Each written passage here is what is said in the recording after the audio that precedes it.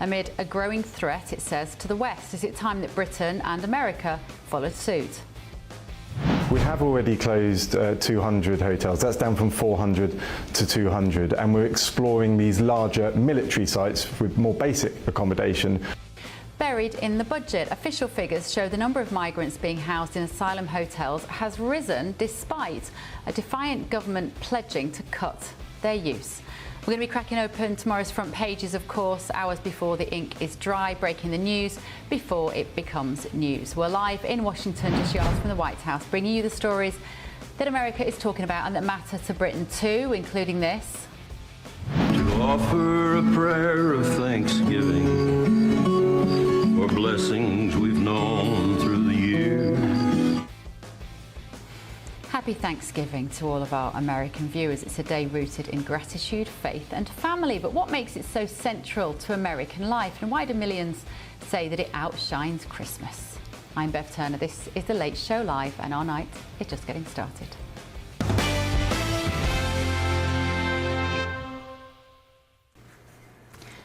So to that breaking news, of course, this evening, one of the American National Guard soldiers has passed away following the shooting near the White House yesterday afternoon. President Trump made this address to the nation moments ago. Before we begin, I want to express the anguish and the horror of our entire nation at the terrorist attack yesterday in our nation's capital, in which a savage monster gunned down two service members in the West Virginia National Guard who were deployed as part of the D.C. task force, which has done such an incredible job. I mean, until yesterday, we literally had no incidents for many months. It was the safest place imaginable, and this is a different kind of crime. This is a really bad crime. Millions of Americans are praying for those heroes and their families, and I must unfortunately tell you that just seconds before I went on, right now, I heard that Sarah Beckstrom of West Virginia, one of the guardsmen that we're talking about, highly respected, young, magnificent person, started service in June of 2023, outstanding in every way. She's just passed away. She's no longer with us. She's looking down at us right now. Her parents are with her. It's just happened. She was savagely attacked. She's dead. She's not with us. Incredible person. Outstanding in every single way, in every department. That's horrible. As you know, the other young man is fighting for his life. He's in very bad shape. He's fighting for his life, and hopefully we'll get better news with respect to him. And the monster that did this is also in serious condition. Well, that was President Trump speaking from Mar-a-Lago. It looks like the Oval Office, but that's actually, he's at home, of course. It's Thanksgiving today, but all of the people, it seems, working on this case have put that to one side and have thrown themselves into coming up with answers as to what happened yesterday. So President Trump has called for every Afghan national who entered America under the Biden administration to be investigated. So that came after the suspect was named as Ramanullah Lankanwal, a 29-year-old Afghan migrant and former Special Forces commander who the United States flew in to America under the Biden administration. It was part of that 2021 Kabul evacuation. I'm sure you all remember the pictures. It was chaotic. With me now is former New York City Lieutenant and National Guard Mike Gould. Mike, good evening. Thank you for joining me. So first of all, your response to that very sad news, actually, that the female Guards member has died.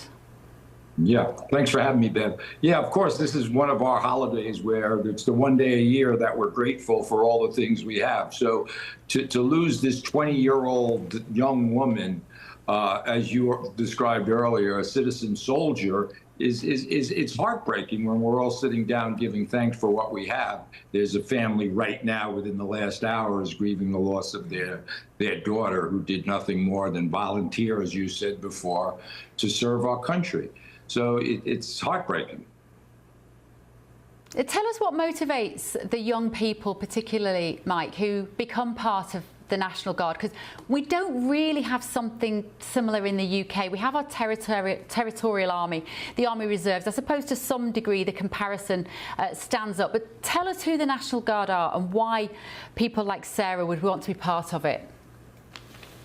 Right. So the National Guard, each state has a National Guard component, which is separate from the regular armed forces, the Navy, the Marines, the Army, and they serve in emergencies. They're activated either by the governor of the state or in certain instances like this, where the president has the authority to activate them for any kind of national emergency. When I was in the National Guard, I was activated I was in a medical unit, and we provided support at the Winter Olympics in upstate New York many years ago. So there are all kinds of specialties, and they do it for the country, I presume, the state. I mean, you know, that's, again, they're citizen soldiers, as you said. She may have been a student, and they do this. They volunteer. And for some of us, it's very exciting. I enjoyed it. I was deployed many times all over the world in the Navy Reserve and the National Guard. But we weren't full-time members of the armed forces. So for me, it was a great, it was a source of great pleasure for me. And as we've heard, Mike, she was only sworn in the day before. So how would she and Andrew Wolf, who's still in a critical condition, how would they have felt on that first day walking out? They've got their combat fatigues on, they're armed. What would that have been like for them? Yeah, well, obviously, it's tragic. It's hard for me to believe that I think there's some misinformation coming across because they have to attend training. There's a boot camp involved. There's certain training involved. So it's impossible, in my view, that they might have just been assigned there yesterday. I think what some sources that I talked to said she volunteered yesterday to work for other people so they could have the night off. So that information I don't find credible, that they just were sworn in yesterday. If it was, then it shouldn't have happened then. I believe she was trained. There is a great deal of training that goes into this. So that's another element of this when we talk about are they trained in law enforcement activities and so forth. Every unit, like my unit, as I said, was a medical unit. There's transportation units. There's legal units. So there's these components all over our country, and they get deployed as needed in their specialty. So I don't quite understand that. Yeah, I wonder whether there's been some miscommunication about the fact that, is it possible that she was fully trained and yesterday would have been her first day on the beat, if you like, for want of a better phrase? That makes much more sense, Bev. That the other scenario is frankly impossible. So, and I heard the same thing. I heard that same reporting, but it would be virtually impossible to, get sworn in, given a uniform, and stand up in the middle of Washington, D.C. She's from a rural part of West Virginia. So, yeah, that would be virtually impossible. But I think she may have just maybe been assigned to that particular beat, as you said, or post yesterday. Yeah, and obviously, Mike, this has now triggered a huge response from the Trump government. Kash Patel came out immediately. So did Pete Hegseth, Secretary of War. So did J.D. Vance, came out with a statement within the hour. Pam Bondi as well, who was very clear to say that should one of the injured succumb to their injuries, then she would be absolutely seeking the death penalty for first-degree murder for the perpetrator. What's your response to that affirmative reaction that we've seen? Well, of course, I agree with it. Taking politics aside, look, our country, as you know, is completely divided. There's people on the left. Politicians should more or less stay out of it. We have a saying in law enforcement and the military: we don't write the music, we just play in the band. Congress is the ones that make laws, and Congress are the ones, not the military, not police officers. So my response is, of course, if this was an intentional act of murder, shot in the head, of course they should be seeking the death penalty if you have the proclivity to believe in the death penalty, which, of course, that also is debatable. But to the highest extent of the law, he should be prosecuted, obviously. Okay, all right. Thank you so much, Mike Gould there, former New York City Lieutenant and National Guard, joining us on Thanksgiving evening. So we really do appreciate it, Mike. Let's speak now also to the founder of the Blue Line Lawyer Institute, Lance LaRusso. Lance, again, same question really, just your response first of all to the tragic news that this young lady has passed away. It's horrible. And, you know, the public should see those National Guardsmen and women no different than the average law enforcement officer on the street. And I think I can clear up that issue about her being sworn in very recently. The National Guardsmen, when they're called up, they have different duties. As your last guest stated, she was actually sworn in as a law enforcement officer, most likely to enforce the law at that time. So that's why that would have come immediately prior to her deployment. All of her training would have been well before that. Just clarify that again for me, if you don't mind, Lance. So she was sworn in as a law enforcement officer, which is separate to being a member of the National Guard. Right. So when they're sworn in as a National Guard, they perform all sorts of duties, from relief duties to, as we saw during COVID, moving people back and forth to secure facilities. So the bottom line is when they're performing a law enforcement duty, typically they are sworn in by a law enforcement agency, by an official, so they can perform law enforcement duties and have arrest powers within that jurisdiction that they're in. So she was from West Virginia, and she was sitting in D.C. So she probably would have been sworn in as a law enforcement officer to have arrest powers. That's probably where the disconnect is. I see. Okay, that's interesting. Now, I'm glad you raised that issue of different powers that these various enforcement officers have, because one of the criticisms of the National Guard that we hear, and there are a lot, is that they don't work well alongside the police. There's a bit of competition with the police and the FBI and the Secret Service that we also have here in Washington, D.C. But yesterday looked like an example where all of them worked beautifully together in the moment of drama, that acute moment when they needed to pull together. Everything we've seen from the footage looks perfect. Yeah, the nonsense you hear about the not working together is more sound bites for political gain. In my experience, when you have presidential visits, when you have catastrophes that happen, the National Guard is chomping at the bit. They're ready to help. They train with law enforcement. And the reason why that's such an interesting statement, I'll leave it at that, is the vast majority of National Guardsmen and women are from public safety. A lot of them are in law enforcement. So the notion that they don't work well with law enforcement officers is really nonsense. Okay, that's interesting. And how rare is it, Lance, for National Guard people to be injured like this? It's very rare. A lot of times they will work together with different law enforcement groups, or they'll be tasked together where there's 2 or 3. The problem is we've seen with ambushes of law enforcement officers, and that's who these 2 National Guardsmen were.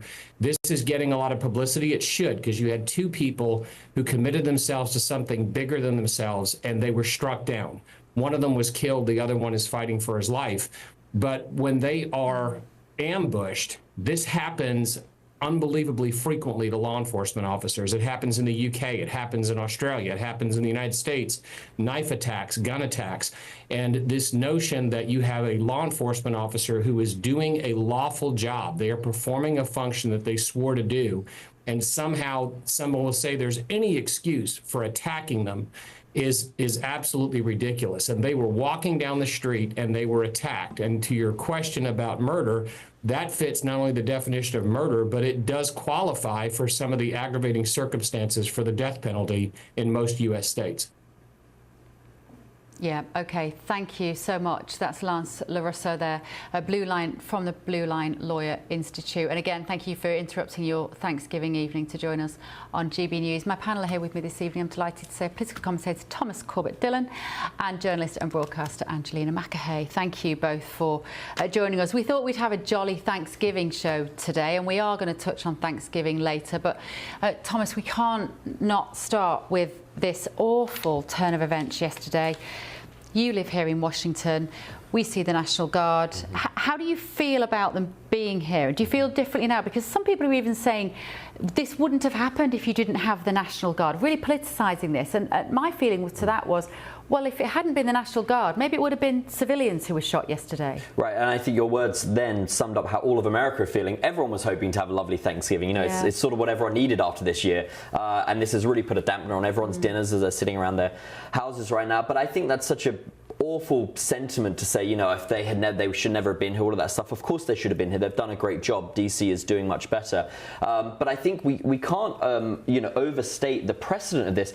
I cannot find an example of this ever happening before. There has never been a case where a civilian has killed a National Guard member. There's been cases where, you know, someone is on a base and he's shot them, but they've had base access. They're usually other soldiers and things. There has never been a civilian that has gone up and killed a National Guard. So I think you are going to see a huge response to this. And I also think for the English audience to understand, I think in England, to be a 20-year-old is sort of seen as they're kind of adults. In America, a 20-year-old, remember, they can't even go into bars. Yeah. This is basically a child. She couldn't go to bars. She couldn't even drink. She technically had never drank alcohol in her life if she, you know, hopefully followed all the rules. Yeah. So this is so sad that this has happened. And I think all of DC and I think all of America are really, really upset about this. Yeah, it is upsetting, Angelina, isn't it? And there's something incredibly poignant about the fact that it's the day on which people are giving thanks for what they have. And there are two families who've had to be by a bedside when these two individuals that are on the screen now were just doing their duty to help their country. It's awful. It's absolutely heartbreaking. I've talked to a lot of these National Guard members, and they are, you know, put politics aside, they're here to do a job, and they've served for Biden administration, and they're serving for the Trump administration. They're here to serve and protect the American people, and to be only 20, it's absolutely heartbreaking. I went past the memorial earlier today. People are laying flowers, American flags.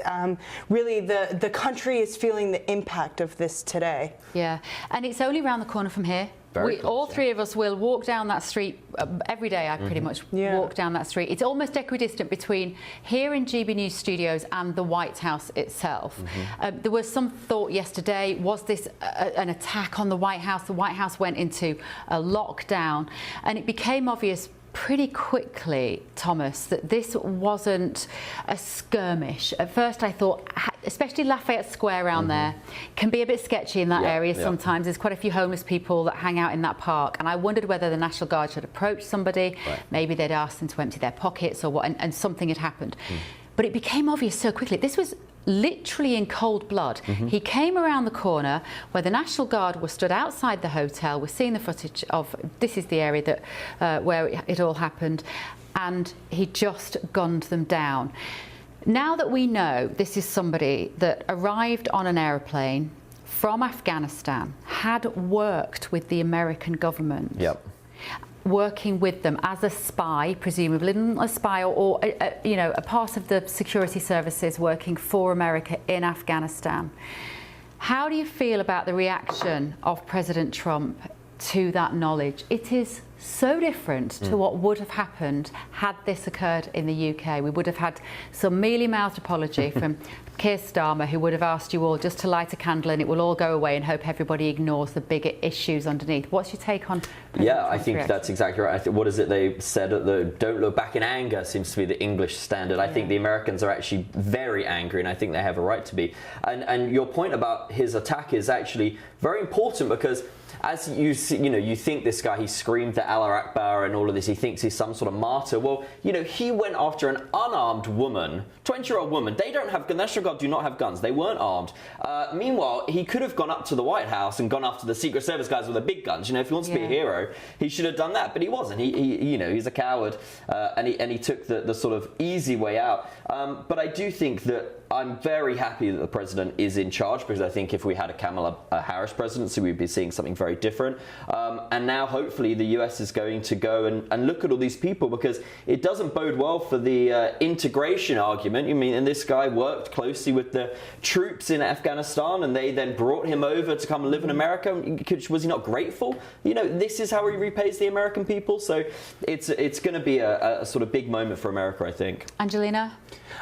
Look, I think that this comes down to a huge moral question in America, and it's uniquely an American problem where we have this gun, political violence, this overlap. We're seeing a lot of that lone wolf violence this year. I don't think that we should blame all Afghanistan refugees or asylum seekers. Look, he did have a background with the CIA. He did help the U.S. You come back with some kind of PTSD. So what did the vetting process look like? I think that's the question we need to be asking. And also remember, his asylum case was approved under the Trump administration. So what did they miss and what are they not looking for?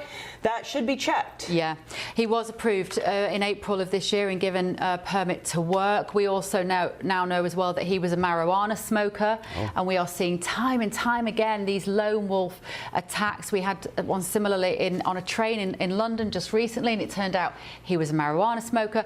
That is always a part of this, it seems to be.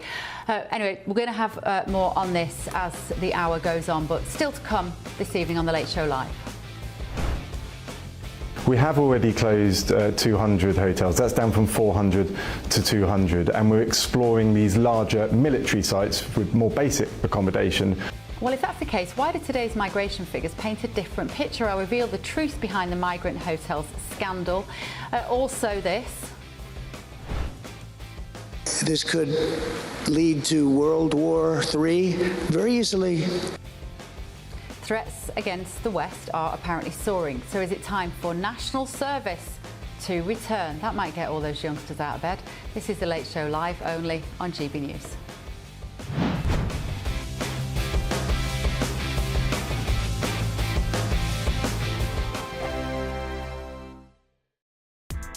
Join me, Nana Akwe, for an informative, interactive news programme with a difference. It's fun. No, he didn't say that, Dave. I'm so surprised. I think there's an element of truth to that. Join me from 3 p.m. every weekend, only on GB News, Britain's news channel. Hi, I'm Michelle Dewberry, and my show is your opportunity to cut through all the noise and dive in headfirst to some robust debates. Ideas clash. Situation, No, isn't it? no, Because the failure is you're deliberately avoiding my point. Nothing's held back, And if you think this is the end of it, wait for more. and we do not shy away from the difficult stuff. Sometimes I want to shake people and say, if only you understood. So join me on Jubes and Co weeknights at 6 p.m. only on GB News, Britain's news channel. Britain was once the envy of the world. But look around. A nation that no longer knows what it is or where it's going. A country that's broken. How do we fix Britain? How do we bring it back? Friday night with Matt Goodwin at 8 p.m. only on GB News. Mornings don't have to be tiresome, especially if you have the right company. Wake up to news as it happens, opinion and debate, and of course, a little bit of entertainment too. Because when the kettle's on, we're on. That's Breakfast on GB News, a show worth waking up for. Every morning from 6 a.m. Only on the People's Channel, Britain's news channel. We'll spread the news, you spread the word. From the school run to the home run, watch a new show for all of Britain. So he can say whatever he wants. A straight talking show where all voices are heard. And, you know, when are we going to stop talking about smashing the gangs and actually do it? With the stories that matter from every part of our country. There's a bit of a crash landing there for your Chancellor. Bold, fearless and standing up for you. That's me, Martin Daubney, 3 p.m. till 6 p.m. weekdays, here only on GB News. The People's Channel, Britain's news channel. In the GB Newsroom, we bring you the news as it happens. With our team of dedicated journalists across the UK, We're ready to keep you up to date with what's happening every half an hour, every single day. Bulletins here on GB News. the People's Channel, Britain's news channel. Westminster's full of talk, but out here, it's the real world. Am I allowed to talk No, now? that's it. This is where it matters, real people and real lives. That's what politics is all about. In fact, has Trump made a good start? No. Straight answers, no spin, and just a couple of pints. How many fingers have I got up? About 10. So join me for Lee Anderson's Real World every Friday at 7 p.m. only on GB News. The People's Channel, Britain's news channel.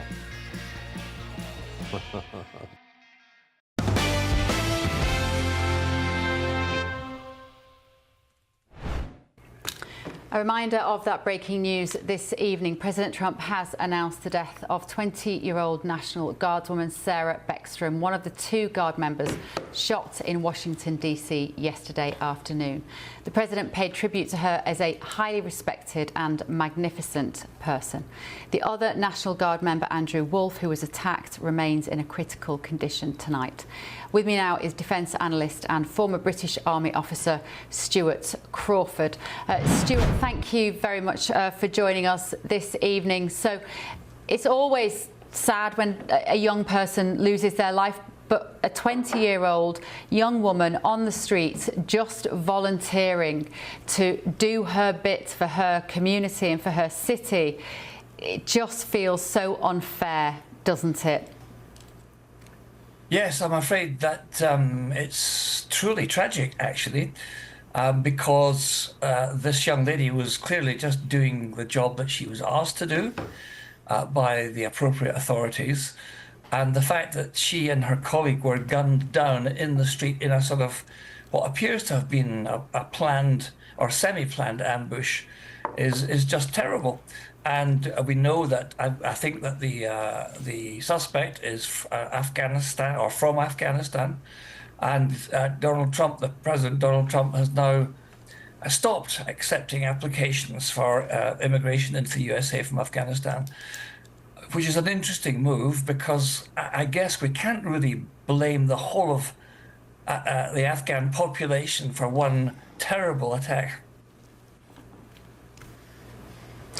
This is how it's a very different response here, Stuart, in that the American administration, Kash Patel, head of the FBI, Pete Hegseth, the Secretary of Defense, Secretary of War, as they call him here, Pat Bondi, the Attorney General, everybody came out very quickly with this assertive, determined action. And I think what that makes the American people feel is safe.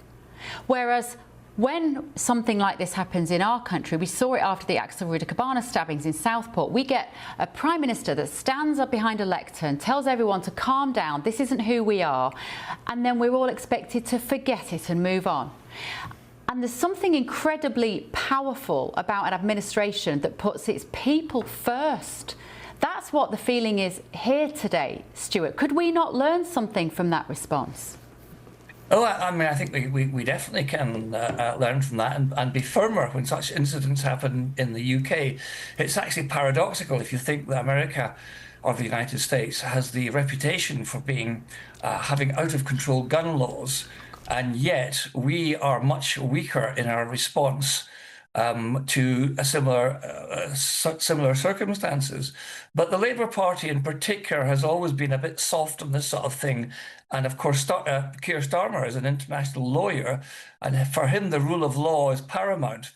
And I think maybe that it's time we began to toughen up and start sorting these people out after this sort of incident happens over here.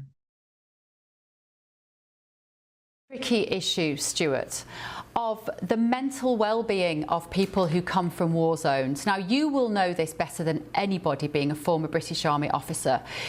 It is very difficult to walk away from seeing death and violence and having to perhaps be the perpetrator of some of that violence, and to not have that revisit you at some stage in the future. And we know of this perpetrator of this awful crime, this murderer now. We know that he also was smoking cannabis. That is legal here in Washington, D.C. and also legal in Washington State where he lived, so he wasn't breaking the law. But that combination of being mentally unstable, having witnessed trauma, smoking cannabis, and having access to firearms is a lethal combination. How do governments treat that potential cocktail of violence? Oh, gosh, how long have I got? That's a very, very complex question. There's no doubt that people are affected by violence, by war, and it affects some people particularly badly. Not everybody comes back from conflicts or combat with PTSD, but you never know when it's going to strike. It can be 5 years later, it can be 10 years later, it can be 20 years later. And who knows, for example, how many of the generation that went off to the First and Second World War were actually suffering from what we now know as PTSD. So that is a very difficult problem to assess and take action on. On the cannabis smoking thing, and I really don't want to sound like an old fuddy-duddy here, but so many of my friends from my university days and school days in the 1970s became cannabis casualties, and many of them developed pretty severe psychiatric and psychological problems from that. And if you add cannabis smoking or regular cannabis smoking to PTSD that might have been picked up in a conflict zone, and as you say, availability of weapons, then that is a toxic combination. But which of these are we going to tackle first? I mean, in the USA, for example, the gun lobby is very powerful, and it's unlikely that the gun laws are going to change dramatically. The pro-cannabis lobby is also very powerful, and it's unlikely that anyone's going to change that in the short term. And how do we deal with PTSD if we send young men and women off to war? So it seems to be an almost insoluble combination that no one has been able to come up with any sort of solution for it yet. Yeah. And do you have any idea, Stuart, what kind of work he would have done for the American army in Afghanistan? What might that role have involved? My first guess would be that he probably was involved or employed as some sort of liaison person, whether that's an interpreter or a guide or something like that, or indeed, and I don't have the details of the individual. I suppose it's possible that he served either in the Afghan National Army or indeed in Afghan Special Forces, trained by the British and the Americans. So there's a whole range of things that he could have been involved in, which might have led to this presumably loss of mental stability, which led to this awful shooting and the death of this young lady and the wounding of our male colleague. But that will come out as investigations proceed, I would imagine, and we'll find out exactly what sort of reasoning behind this ambush he might have had in his head at the time. OK, all right, thank you so much. Fascinating. Defence analyst and former British Army officer Stuart Crawford there. A friend of the perpetrator has said here that he worked day and night with the Americans in Kandahar and he had no reason to harm them. They took him to America because they believed his life was in danger with the Taliban in power.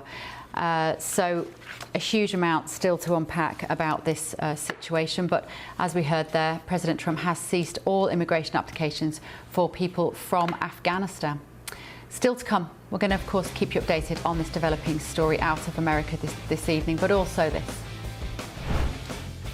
After this budget, she will go down as the country's worst ever chancellor. Christmas dinner might be awkward for the Chancellor this year. Her own uncle has blasted the budget as the worst he's ever heard. It's on the front page of one of the newspapers. Let's have a look at that. This is The Late Show, live only on GB News.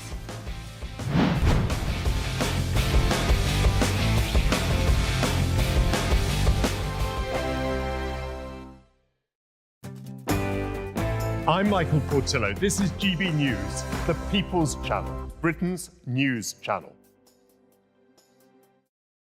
Westminster, the ultimate clique. And you're fighting like rats in a sack. But here on the Camilla Tominey Show, we ask the questions the establishment media is too scared to ask. OK, let me ask you a straight question, because I know you're a straight-talking politician. Whether it's net zero, illegal immigration or law and order, nothing is off limits. You had the power then.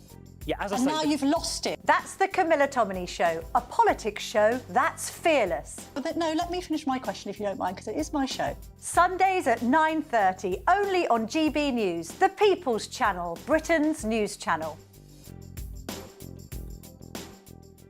No matter the state it's in, this is our nation. Join me, Jacob Rees-Mogg, for a genuine, honest discussion on where we have been, where we are going, and where we are with the people who set the direction. Tune in to State of the Nation every Monday to Thursday, 8 to 9 o'clock.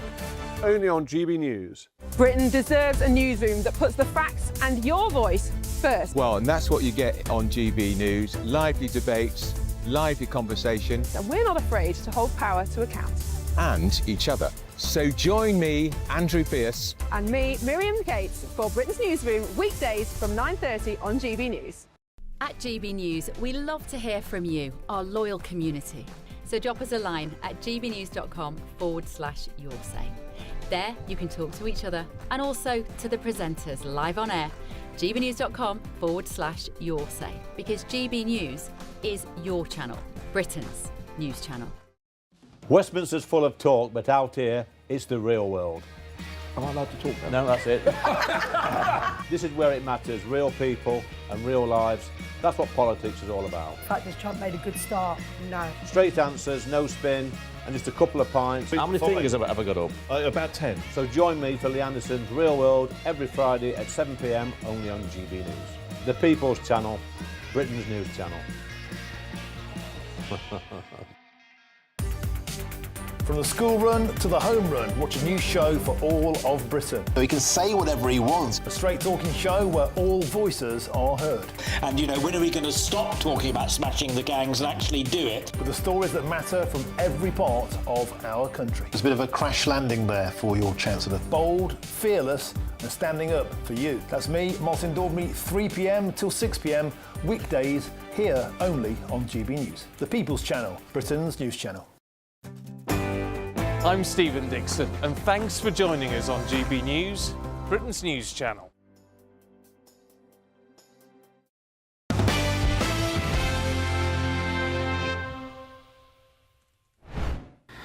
I want to bring you an update of that breaking news this evening. President Trump announced the death of the 20-year-old National Guardswoman Sarah Beckstrom. She was one of the 2 Guard members shot in Washington, D.C., just yards from where we are here in the GB News offices yesterday afternoon. The President paid tribute to her as a highly respected and magnificent person. The other National Guard member, Andrew Wolf, who was also shot, remains in a critical condition tonight, and he's only 24 years old.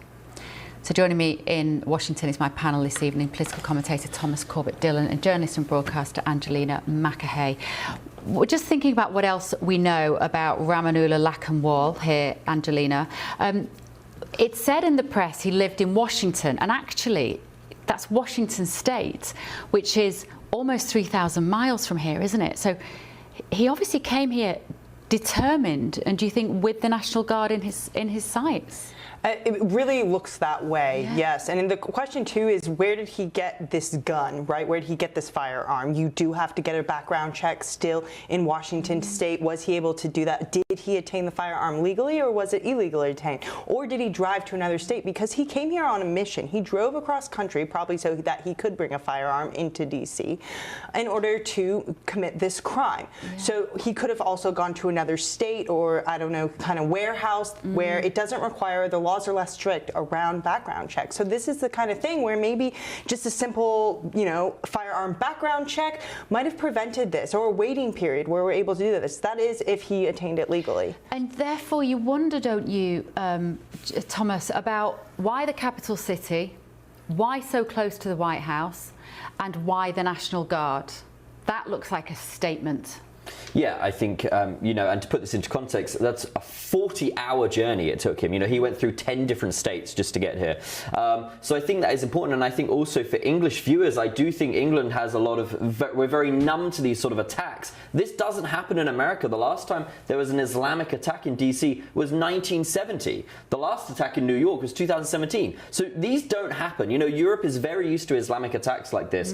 It doesn't happen here. So I think you can see why America has reacted in this way, and I think you've made a good point that actually it's so refreshing to see a government stand up for its people and be like, actually, this is unacceptable, and we are, what have they already done? It happened, was it yesterday or the day before? I forget. But, the president has already announced that they are pausing all applications. He's reviewing all people that came in on this same visa. They're moving quickly. If this was in the UK, we probably wouldn't even know the name of the guy by now, and it just really is upsetting to think about how the UK handles these sorts of things. It really pulls it into a very sharp focus, because we had a data breach recently about Afghans who had worked for the UK, and it allowed, I'll find the number, but it allowed something like, here we go, 24,000 Afghan soldiers and their families were secretly offered asylum in Britain because they were caught up in the most serious data breach in history. It's been described as the most expensive email in history. And the British government had to earmark £7 billion to relocate Afghan refugees to Britain over the course of 5 years to protect them from the Taliban. Right. That is and the government argued, well, that was the right thing to do. These people had worked for us, some of them, during that 20-year war conflict in Afghanistan, and that was the right thing to do. But there's something so wonderfully refreshing, Angelina, about a government that comes out and says, OK, what is the situation here? This is a man who was from a war zone, had no doubt experienced trauma. We're seeing eyewitness accounts from his, or an insider says, friends who've spoken to the press, that he suffered with his mental health. We now know, as I've mentioned before, he was smoking marijuana from 2021. He had started to post anti-Western sentiments on his social media, which has actually now subsequently been taken down. And therefore, the government have said, well, hang on, he may not be the only one. And we are seeing in the UK so many instances of lone wolf attacks from men brought over from other countries, having witnessed God knows what violence in their own life, and we just have them unvetted on the streets of London. And it's amazing, as you say, Thomas, that this doesn't happen more often in America. I wonder why the difference. I mean, we did have that terrorist attack, remember, in New Orleans earlier this year, where a guy, and he was an American, so he was radicalized abroad, the FBI believes. And, you know, the internet is another place where people are being radicalized, people with mental health issues are being radicalized. So, again, I really feel like this falls into that lone wolf violence activity. It's almost like a culture that America breeds. This, and I guess in the UK, you guys recently had an activity or a situation happen as well. We were here discussing it recently, but is that the stabbing on the train? Yeah, the stabbing. We were on that night, So there's really just this rise in this type of violence, and people are setting a precedent for it. And this is almost like if you're having mental health issues, this is how you manage it: is you go do something extreme or violent. Yeah. And I think the signs are always there, right? People aren't reporting it. After it happens, people are like, with the New Orleans case and with this case, they're saying, you know, the signs were there. He was posting online. He was talking about it online. I had someone in my community who made a joke about shooting someone with a gun on social media. And to me, that's not funny. So what do you do with that information? That was a situation where I did call the police and I said, hey, this person, I didn't know them that well. They were a colleague, but the fact that they even made a joke about it, that's not something to joke about. So how do we empower people to report people who are you know, posting about this potential violence or potential active terrorism online? How do we give the people the confidence to report that? Yeah. Starkey's got in touch at home on Your Say. Do speak to us this evening, won't you? gbnews.com/Your Say, saying he rules the country not as a leader but as a lawyer. That's about Sir Keir Starmer. And we're talking about, we've just been discussing the comparison between the reaction between the reaction that you get from an American president such as Donald Trump and his team, and the Starmer's government, who stand behind a lectern and patronise and ask everybody to just calm down. And of course, this is not all Afghan residents of America are not all committing terror offences. But isn't it sensible, Thomas, to just momentarily say, right, pause. This guy has slipped through the net somehow. There's things we didn't know. Let's work out what we could have done to prevent this, and then apply those same systems to other Afghan refugees, asylum seekers, because that is what getting things done looks like. Yeah, I think you're right. And I also think the saddest part as well is that it's not just Labour. You know, it wasn't exactly like the Conservatives were out there. You know, when Boris was in charge or Theresa May were in charge, they weren't exactly hard on this. They, you know, there were many terrorist attacks, and Theresa May was also one of the people that was very much like, oh, you know, let's forget about it, we forgive and all this.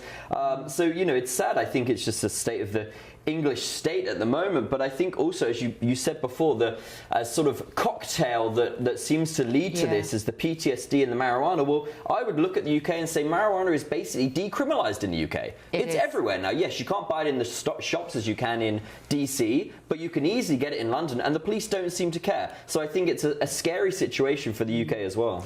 You can smell marijuana when you walk down the street in London all day long. And actually, it's not dissimilar here in Washington, but as you say, it's been decriminalised here, legalised, actually, you can buy in a shop, decriminalised. They have shops that sell it here. So, right, let me know your thoughts this evening. I'd love to hear from you as well. gbnews.com/Your Say. Still to come, though, this evening on The Late Show Live. We have already closed 200 hotels. That's down from 400 to 200. And we're exploring these larger military sites with more basic accommodation. So if that's true, why do today's migration figures paint such a different picture? I'm going to reveal the truth behind the migrant hotels scandal.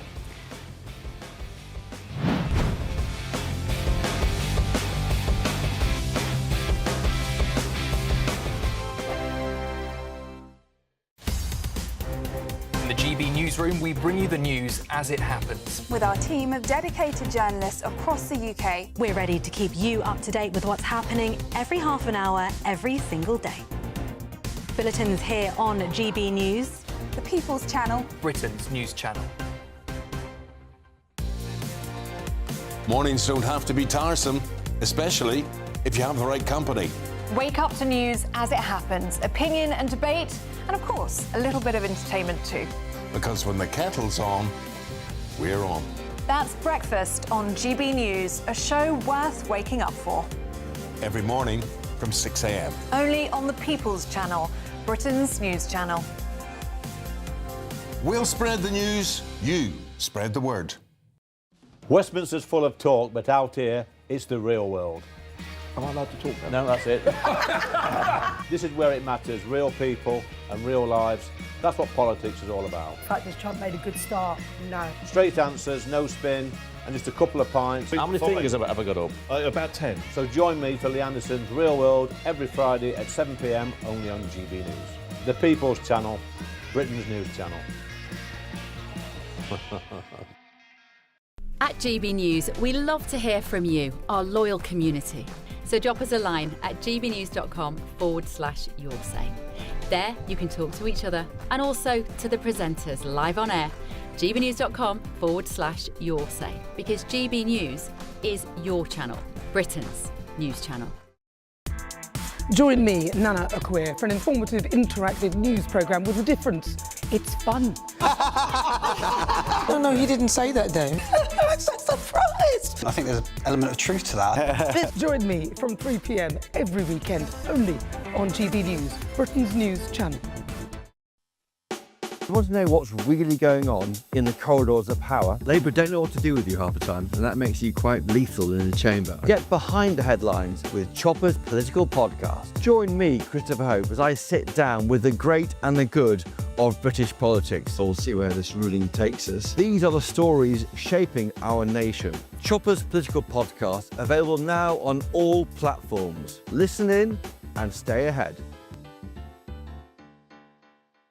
Hi, I'm Michelle Dewberry, and my show is your opportunity to cut through all the noise and dive in headfirst to some robust debates. Ideas clash. Situation, no, isn't it? No, Because the failure is... You're deliberately avoiding my point. Nothing's held back. And if you think this is the end of it, wait for more. And we do not shy away from the difficult stuff. Sometimes I want to shake people and say, if only you understood.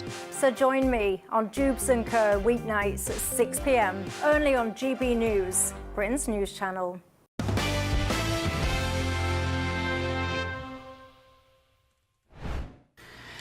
Welcome back to The Late Show Live. We are sticking with this top story this evening because if you are just joining us, about half an hour ago or so, President Trump announced the death of 20-year-old National Guardswoman Sarah Beckstrom. She was one of the 2 National Guard members shot in Washington, D.C. yesterday afternoon. The president was at his home in Mar-a-Lago. Of course, it's Thanksgiving Day today, and he paid tribute to her as a highly respected and magnificent person. The other National Guard member, Andrew Wolf, who was attacked, remains in a critical condition tonight. The suspected gunman, Afghan national Ramanullah Lakhanwal, is in a serious condition. He drove thousands of miles from his home in Washington State, nearly 3,000 miles. It's a, what was it, Thomas? A 40-hour journey through 10 states to carry out the attack with a powerful Magnum revolver. That was according to US Attorney Jeanine Pirro, who spoke this morning at a press conference. Lakhanwal was shot and injured in an exchange of fire and is now under heavy guard in hospital. The response, of course, to this from the American administration has been particularly determined and categorically raising questions about the safety of allowing people into America who were not born here and who may bring traumatic experiences with them, and as some of the members of the administration have said, who hate America. Now, the irony, of course, here is that Ramanala Lakhanwal was working with the American army in Afghanistan and returned with America, with American troops in 2021 when they were withdrawn. Let's talk now to former Conservative advisor Charlie Rowley, who joins me from our London studio. Charlie, very good evening. Thank you for joining me. We've been reflecting actually on the different reaction, and it's brought to mind for me some of the reactions that we've seen from not just President Starmer, but previous prime ministers as well in the UK. When we have an act of terror or even an act of significant violence on the streets of the UK, that we often get a mealy-mouthed response. Everybody has to calm down. This is not who we are. And nothing happens. And they hope that the news agenda moves on and we all get amnesia. Well, what a different reaction here in America. We had a lot of people who have a lot of power come out very quickly and make some big statements. What's your take on it, Charlie? Well, you're absolutely right, Bev. And I think the first thing to say is that everybody here in London, particularly here at GB News London, sends all our thoughts and prayers to the family of Sarah Breckstrom, who has sadly lost her life. She's someone who signed up to serve, and anyone that signs up to serve in any capacity, in any role, to defend their country, to make sure that they're defending the freedoms and the liberties that everybody should be able to exercise freely. It's a huge loss at the hands of a potential perpetrator who wants to do us all down, and an attack on anybody in the West is an attack on all of us. So all the thoughts and prayers, as I say, to Sarah Breckstrom from the UK. But you're absolutely right. You know, we've seen things like this in London, in the UK, forgive me, things like the attack on Southport, where if you dare speak out about the potential perpetrators or the cause of the potential perpetration, you're deemed far right, you're deemed racist, you're part of a far right bandwagon. That's what Starmer articulated to the country if you dared speak out about particular cultures or movements in the UK back in the summer of last year. And so it was a shutting down of the conversation when you need to expose people for who they are, when you need to expose the divisions in society, and you need to tackle things head on. We don't have that in the UK, but we certainly do, or it seems to be, in the US. That's right. Thank you, Charlie. We'll be back to you a little while later. We're going to take a quick break for your weather. Don't go anywhere.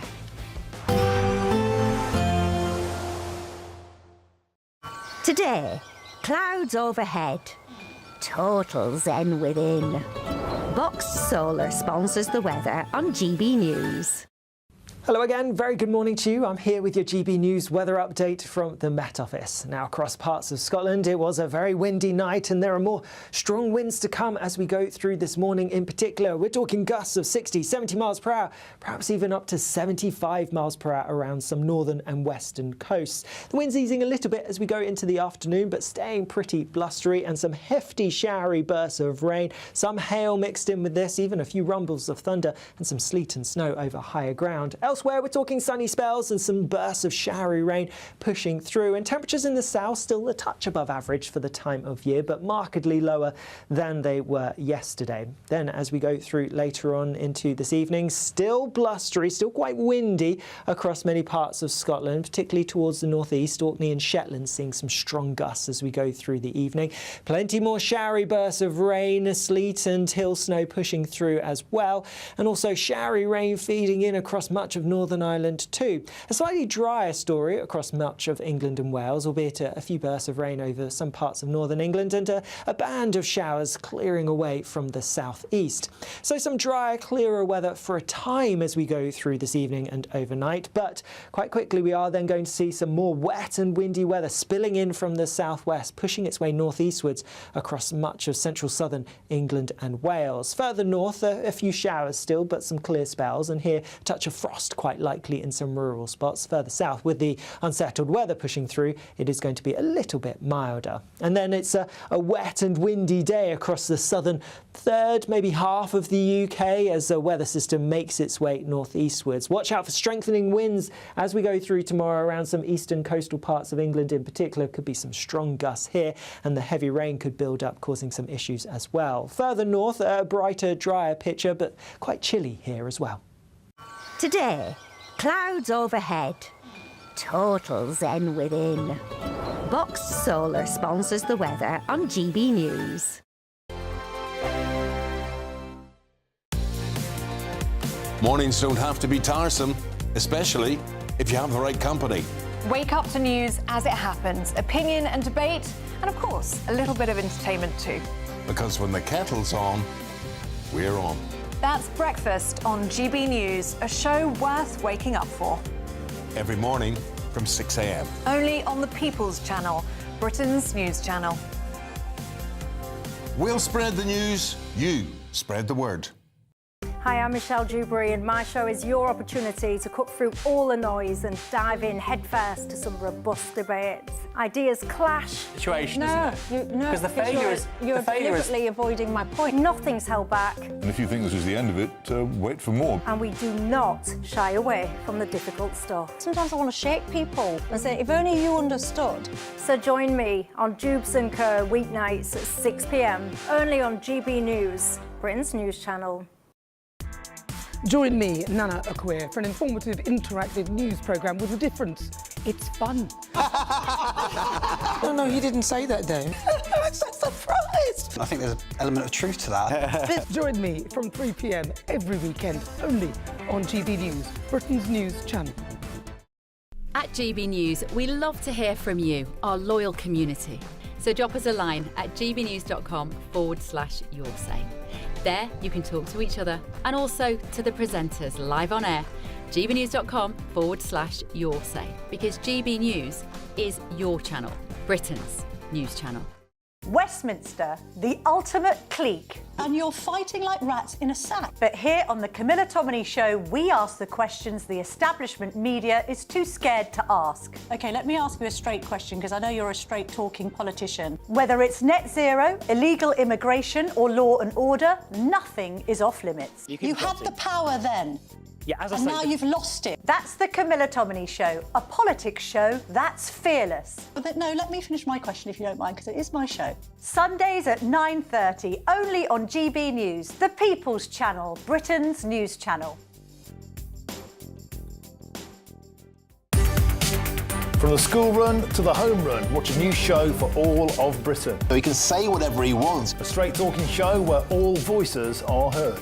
And, when are we going to stop talking about smashing the gangs and actually do it? With the stories that matter from every part of our country. There's a bit of a crash landing there for your Chancellor. Bold, fearless and standing up for you. That's me, Martin Daubney, 3 p.m. till 6 p.m, weekdays, here only on GB News. The People's Channel, Britain's news channel.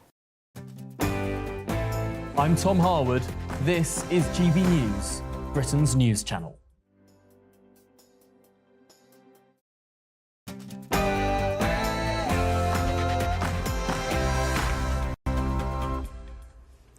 Thanksgiving evening here in America, but a somber mood as Washington recovers from a terror attack on 2 National Guard members yesterday. We'll bring you the latest on The Late Show Live.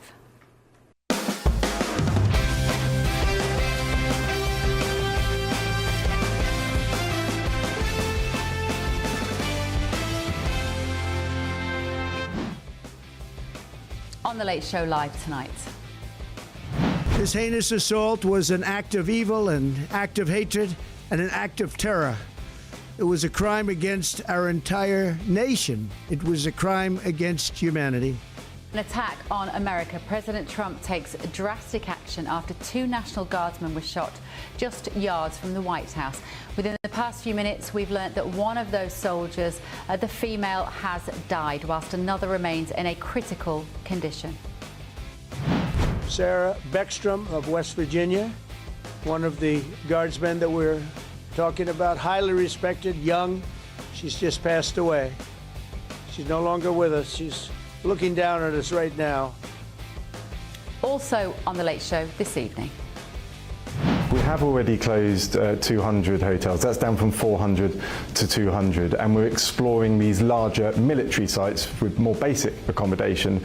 Buried in the budget, official figures show the number of migrants being housed in asylum hotels has risen, despite a defiant government pledging to cut their use. We're going to be looking at the front pages of tomorrow's newspapers before the ink is even dry and breaking the news before it becomes news. I am Bev Turner. This is The Late Show Live. Welcome to the second hour. We've got all the stories you're going to be talking about later today, more debates and zero ad breaks. So stay with me.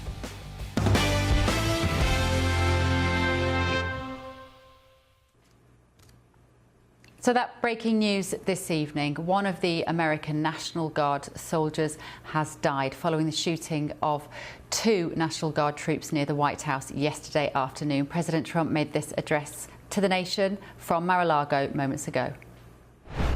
Before we begin, I want to express the anguish and the horror of our entire nation at the terrorist attack yesterday in our nation's capital, in which a savage monster gunned down 2 service members in the West Virginia National Guard who were deployed as part of the D.C. task force, which has done such an incredible job. I mean, until yesterday, we literally had no incidents for many months. It was the safest place imaginable, and this is a different kind of crime. This is a really bad crime.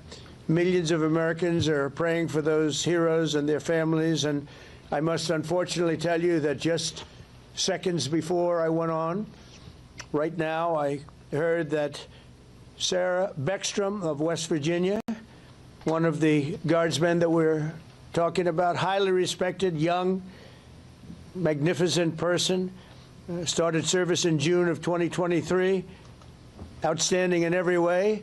She's just passed away. She's no longer with us. She's looking down at us right now. Her parents are with her. It's just happened. She was savagely attacked. She's dead. She's not with us. Incredible person. Outstanding in every single way, in every department. That's horrible. As you know, the other young man is fighting for his life. He's in very bad shape. He's fighting for his life, and hopefully we'll get better news with respect to him.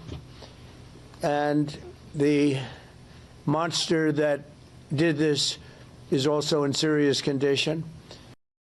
So following yesterday's shooting, Donald Trump has called for every Afghan national who entered America under the Biden administration to be investigated. And tonight, those guardsmen who were targeted have been identified as 24-year-old Andrew Wolf and 20-year-old Sarah Beckstrom, who has tragically passed away. They were sworn in just 24 hours before they were targeted and shot, we understand.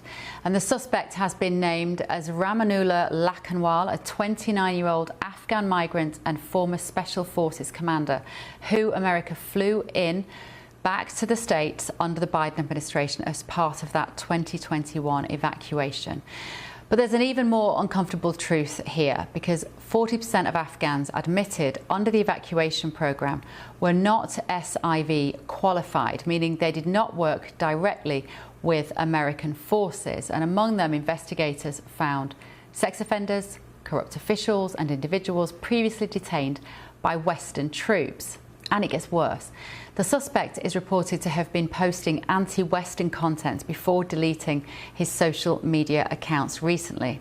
American authorities have also revealed that the suspect allegedly drove over 3,000 miles cross-country from Washington State on the West Coast to Washington, D.C. here to carry out the attack. President Trump has now ordered an extra 500 guardsmen onto Washington streets, vowing to re-examine every single alien who came from Afghanistan under Biden. This heinous assault was an act of evil, an act of hatred, and an act of terror. It was a crime against our entire nation. It was a crime against humanity. We must now re-examine every single alien who has entered our country from Afghanistan under Biden, and we must take all necessary measures to ensure the removal of any alien from any country who does not belong here or add benefit to our country, If they can't love our country, we don't want them.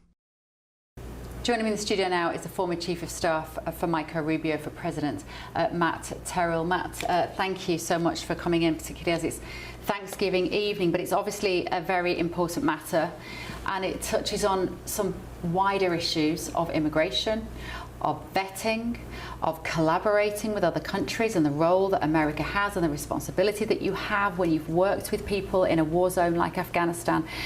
So let's just dig into some of that. Your response, first of all, to the recent news that Sarah Beckström unfortunately has passed away. Horrific news. First and foremost, thoughts and prayers are with her family, friends, loved ones, those who are impacted by this. It's sad any day that this happens, but around the holidays, of course, makes it even worse. And of course, our thoughts and prayers are with the other soldier who it appears is still in there fighting for life, and that's something that we hope that he's able to survive. But look, you know, this comes down to the fact that we as a country first and foremost need to come together in times like this. I think part of this is the rhetoric that's been out there. Candidly, there are many Democrat elected officials who've been pushing out rhetoric that is, in my view, only fueled violence in this country. Obviously, we need the investigation take course here to understand the full motive or motives of this individual. But if his motive was to try and deter President Trump from sending more National Guard troops into Washington, D.C., he's obviously failed. President Trump is going to double down and continue to send troops into Washington, D.C. Instead, you know, he's sending 500 additional troops to our nation's capital. It is clear the president wants to continue to protect Americans. And right now, whether you're Republican or Democrat, it's important to come together, unite, and advance policies and principles that will help defend the United States. And there have been some Democrats talking in the last 24 hours saying, well, we knew this was going to happen. If you're going to put Guard members on the street, they are a soft target, but they're also aggressive in their presence. Of course, this was going to happen. What's your response to that accusation? Well, first of all, I disagree. You know, the president and President Trump had a mandate, a political mandate, to do what he has done here in sending troops into Washington, D.C. And he got that mandate of the last presidential election, where the issue of crime, the issue of law and order were on the ballot. The American people, in my view, voted for President Trump, the majority of them at least, for a lot of reasons. One of those was that Americans nationwide wanted to ensure that we restored law and order, that we put in policies that would combat crime. So, look, these National Guards members are doing their jobs, and they are fully capable of helping to defend the United States, whether it's abroad or here at home. And what you've seen in Washington, D.C., on the heels of the National Guard being deployed, is that crime has gone down in Washington, D.C., whether it's carjackings, whether it's robberies, whether it's homicides, all down after the National Guard was sent in under President Trump. And so that's an important point here. Double-digit percentage down in all of those areas, Matt, I think it's fair to say. Now, we respond to events like this in the UK in a completely different way to here in America. The last thing Keir Starmer, our Prime Minister, would ever do is to say, OK, we're going to now look at every Afghan living in our country to vet them. And his logic would be, well, that is to assume that all people from that country are potentially capable of committing these sorts of crimes. Some people would say that would be a racist response to have. Why?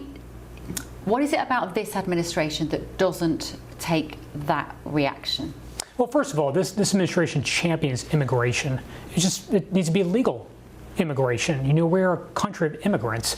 And so that's an important point I think we need to get across. However, what President Trump campaigned on when he was candidate Trump in the 2024 presidential election was securing our border. And he has done that as president. But what we're talking about right now today is the fact that this individual who committed now a murder and is, you know, committed a heinous attack against that other individual who's fighting for their life, these two National Guards members, you know, that individual came into the United States during a Biden-era policy. And that policy was done during the rush to get troops out of Afghanistan. It was done in a way where many people then had grave concerns about the vetting process of that policy. And that policy was supposed to have people from Afghanistan who helped us, our allies, be brought in the United States. Well, this individual is not an ally of the United States. He killed a National Guard member and hopefully just injured another National Guard member and didn't commit a second murder. But the bottom line is, we need to ensure that we have policies in place that when we are bringing people into the United States, that we understand who they are. And there needs to be a vetting process set up that allows us to do that. Clearly, there were issues with the vetting process for this program, this Biden-era program. And I think right now what President Trump is trying to do is ensure we do full vetting for those who were brought over in that program, which is about 90,000 people. But to that end, it's hard to vet. I mean, in Afghanistan, you don't have a centralized computer data system. You don't know if these people are changing their names or not. Those are serious challenges in terms of vetting those individuals who are brought over. And that's something I think the administration is going to have to work on. And of course, if he had been vetted at the time, he would have been shown to have been working closely with the American government. At that time, he was an ally, working with the CIA on the ground on behalf of America.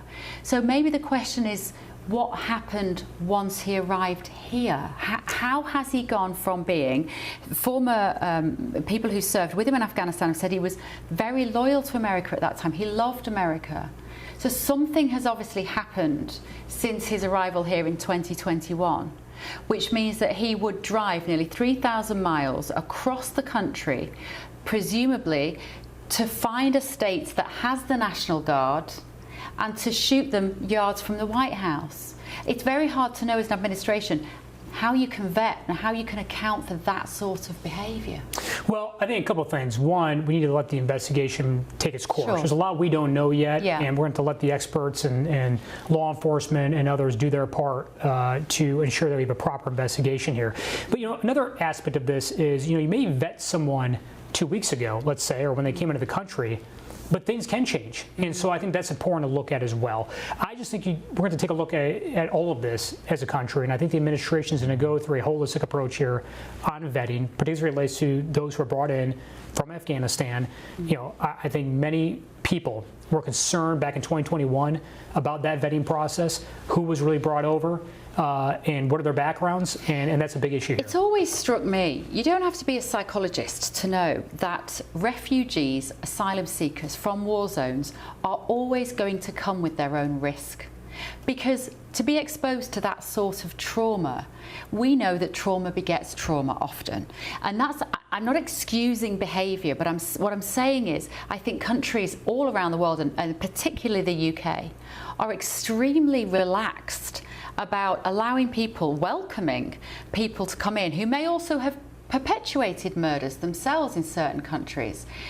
How does a government balance that obligation, if you like, to take people into safe countries whilst bearing in mind they also pose a risk? Well, look, I think if you ask President Trump, you have to go through the proper immigration channels, if you will, or laws that we have here in the United States. We do have a process for immigration in this country. But in this specific case, it was, and I go back to a Biden-era policy that was happening at a time when it was this chaotic withdrawal from Afghanistan. Oh, we remember the pictures. And you had the plane going down the runway and people... Civilians clinging to the wheels of an airplane. So to that end, I think we have to put this all in perspective, and not every situation is the same. And with this situation, you had those dynamics at play. Yeah. And again, we have to let the investigation take its course. But I think if you look at what occurred then, it seemed to me at least that this was a rush to get people here in the United States. And again, this program was designed to help our allies. And we want to help allies. We want to help those who helped us. That is an American way dynamic, but clearly something went wrong here for this individual to do what he did. And Biden's excuse at the time, I remember, I was looking into it today, between May and September 2021 was the announcement that yes, we're coming out and we're going. And they literally sort of seemed to leave, was we're in the middle of a pandemic, we're going to have another pandemic one day, we need to save our money. I mean, the logic was insane at the time from the Biden administration as to why they rushed that exit so quickly from Afghanistan. Well, I think Republicans and Democrats alike, I remember back in 2021, had concerns and criticism of how that withdrawal took place. It was not smooth, it was not well organized, and clearly there were issues, and it appears to me, and again, have to see where all the details go here and where the investigation goes, but it appears to me that this individual came out of that, and there's a real lens right now on vetting. I think this is a real issue right now with where we're at. Yeah, OK. Thank you so much. That's Matt Terrell there, the former Chief of Staff for Marco Rubio, for President Political Advisor. Thank you, Matt. In a moment, I'm going to actually show you, I went down to the site this afternoon of the crime, and I will just show you what it was like today, just to give you some sort of context as well. But still to come this evening on The Late Show Live. It's on working people. Working people. Working people. Working people. More money in the pockets of working people. Huge amount of anger over the Chancellor's budget yesterday and her attack on working people. It's dominating tomorrow's front pages. Also tonight, this. We have already closed 200 hotels. That's down from 400 to 200. And we're exploring these larger military sites. Well, that chat about closing asylum hotels by 2029 is starting to look like just that, chat. New data suggests more migrants are checking in than ever before. That's right, this is The Late Show Live, only on GB News.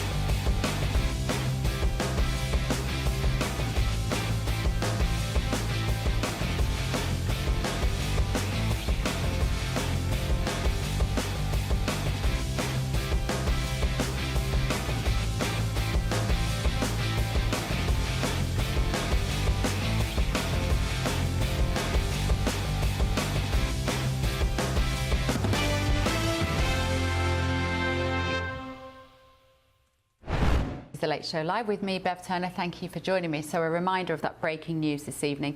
President Trump announced the death of 20-year-old National Guardswoman Sarah Beckstrom, one of the 2 Guard members who was shot in Washington, D.C. yesterday afternoon. The president paid tribute to her as a highly respected and magnificent person. There she is, absolutely beautiful. The other National Guard member, Andrew Wolf, who was also shot, remains in a critical condition, fighting for his life tonight. The suspected gunman, Afghan national Ramanullah Lakhanwal, is in a serious condition. He drove nearly 3,000 miles from his home in Washington state to carry out the attack with a powerful Magnum revolver, and that is according to US Attorney Jeanine Pirro.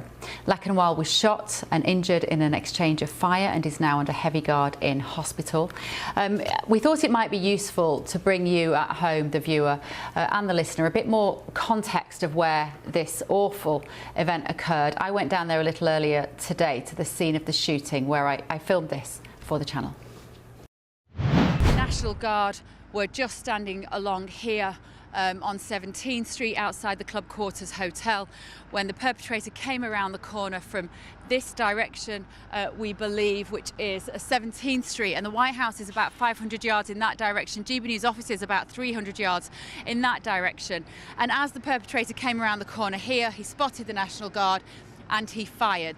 The bus stop here, as you can see, has a pane of glass missing. That was shattered in the altercation. There remain bloodstains on the floor, but this is no longer a crime scene. In fact, the world's media have assembled here today because this story has moved from being a criminal one now to potentially a political one.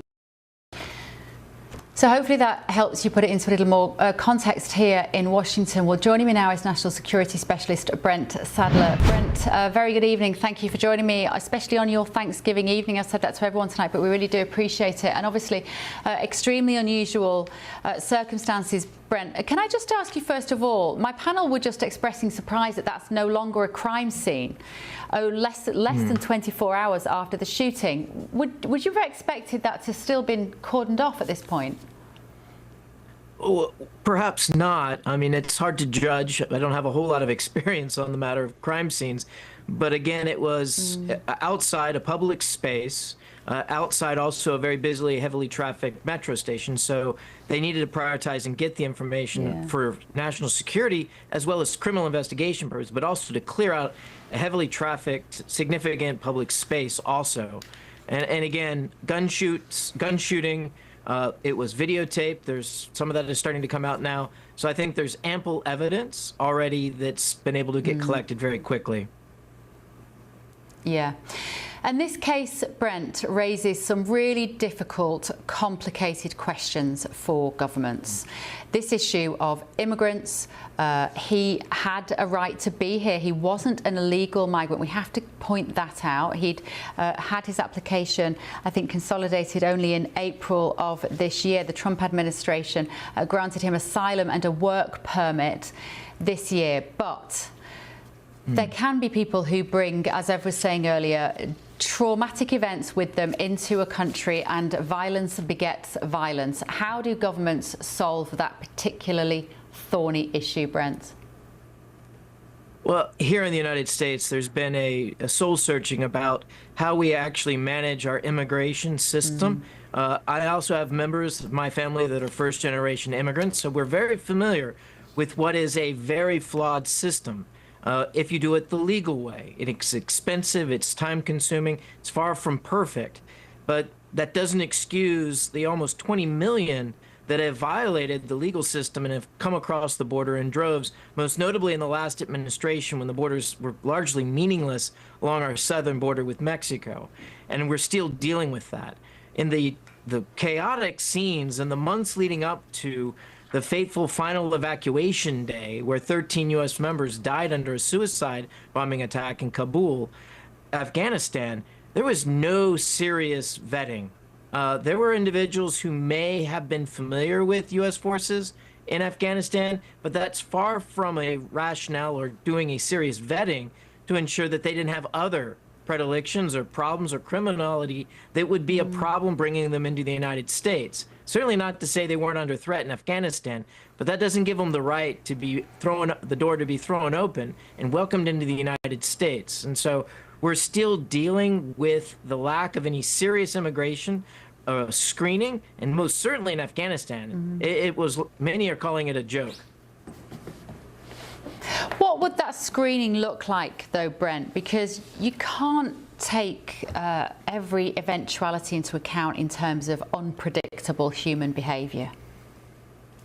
Well, the first thing, the approach that the Biden administration took with regards to deals made with the Taliban and the gradual withdrawal, it was conditions-based. And so they accelerated without any consideration of the military, the security considerations on the ground in Afghanistan, and it led to widespread chaos.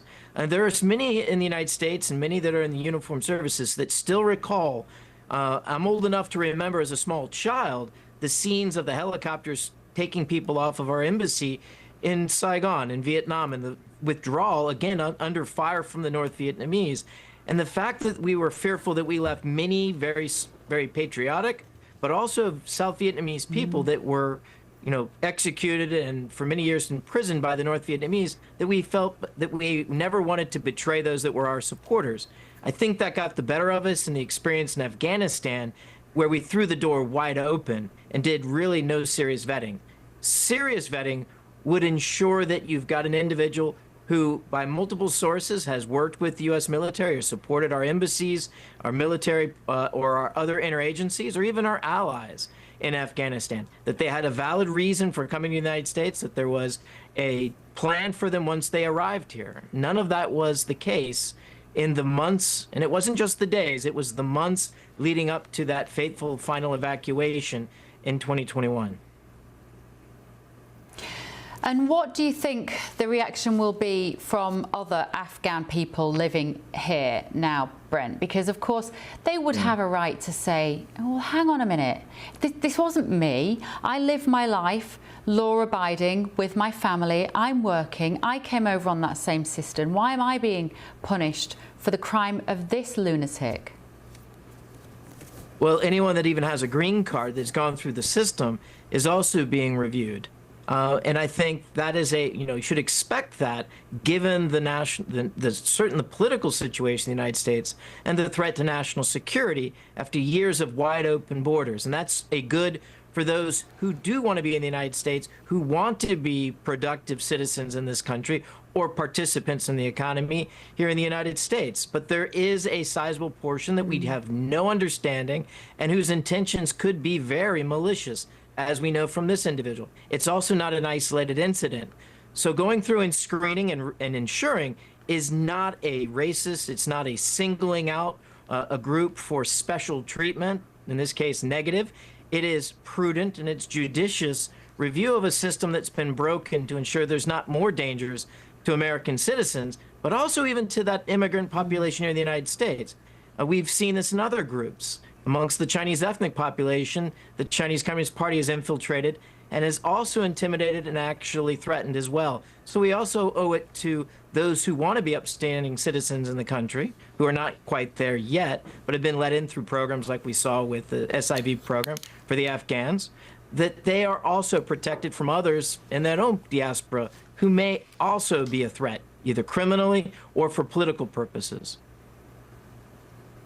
Brent, I know you know a little bit about the situation in the UK there as well, and we have a very different sort of leader who does not react with such definitive action in the wake of acts of violence on our streets. What could Britain learn from the way President Trump handles these disaster moments, which is what it is? Well, when a population comes under attack, you need very explicit, clear-minded leadership that makes very clear that their priority is the protection of the people. And that is the purpose of government, is to protect the people, one of the top most understood responsibilities of government. And so I think making very clear that that's the priority and in very explicit terms, it certainly would be necessary. And I think it's important for the British people to make their mind clear to their political leadership. And it's a very different system here than it is in the UK, of course.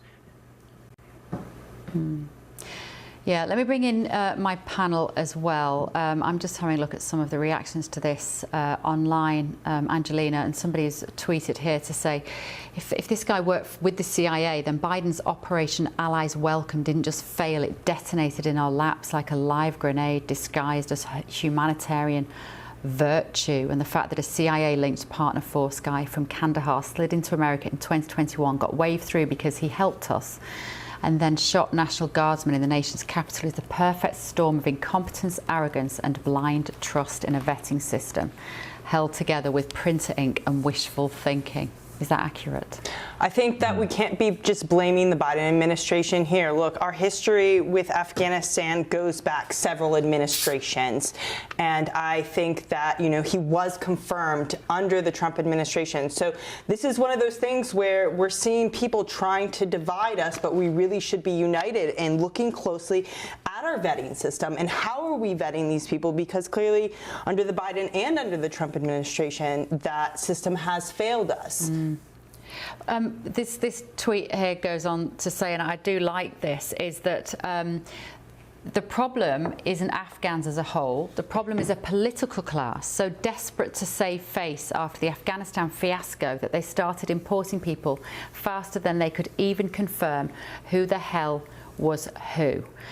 And this is what happens when the government confuses loyalty with paperwork and thinks he helped us in Kandahar equals he's safe. Oh, it's true, isn't it?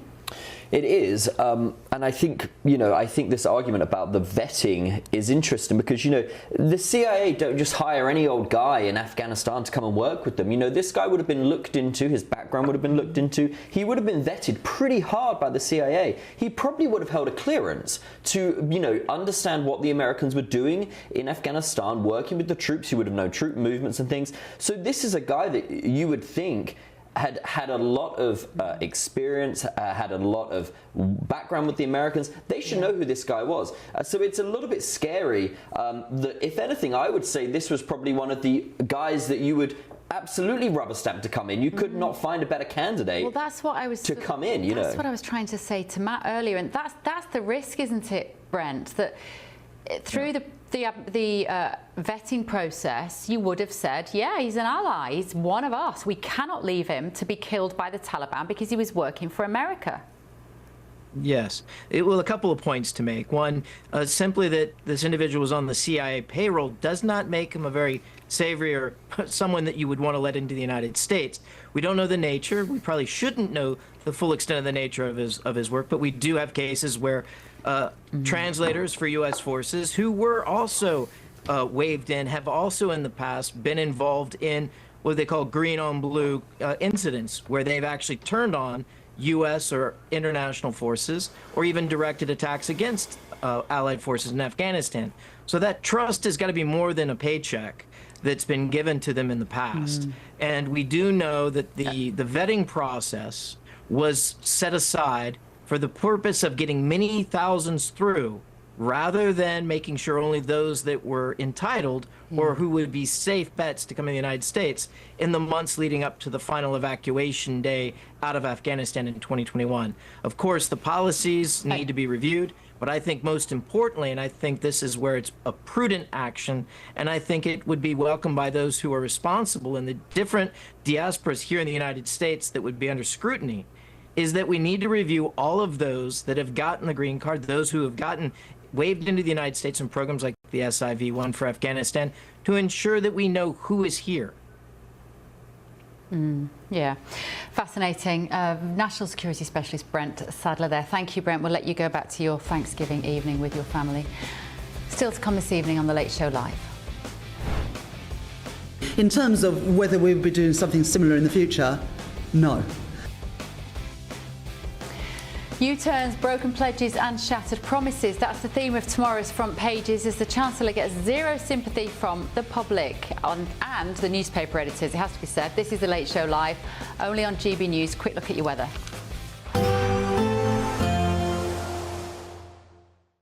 Expect warm spells with the odd rude interruption.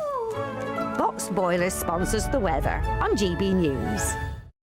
Hello again, very good morning to you. I'm here with your GB News weather update from the Met Office. Now, across parts of Scotland, it was a very windy night and there are more strong winds to come as we go through this morning in particular. We're talking gusts of 60, 70 miles per hour, perhaps even up to 75 miles per hour around some northern and western coasts. The wind's easing a little bit as we go into the afternoon, but staying pretty blustery and some hefty showery bursts of rain, some hail mixed in with this, even a few rumbles of thunder and some sleet and snow over higher ground. Elsewhere, we're talking sunny spells and some bursts of showery rain pushing through, and temperatures in the south still a touch above average for the time of year, but markedly lower than they were yesterday. Then as we go through later on into this evening, still blustery, still quite windy across many parts of Scotland, particularly towards the northeast. Orkney and Shetland seeing some strong gusts as we go through the evening. Plenty more showery bursts of rain, sleet and hill snow pushing through as well, and also showery rain feeding in across much of Northern Ireland too. A slightly drier story across much of England and Wales, albeit a few bursts of rain over some parts of northern England and a band of showers clearing away from the southeast.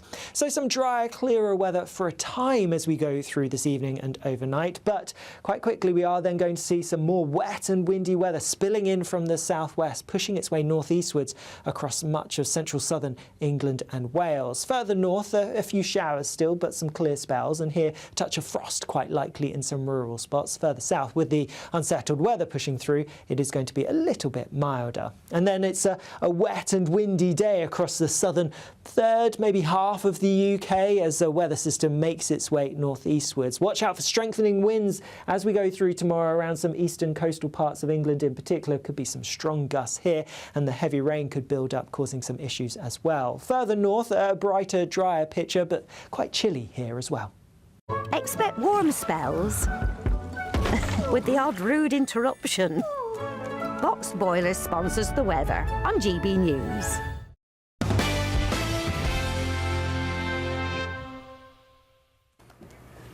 Welcome back to The Late Show Live. The government says it's halved the number of hotels used for asylum seekers.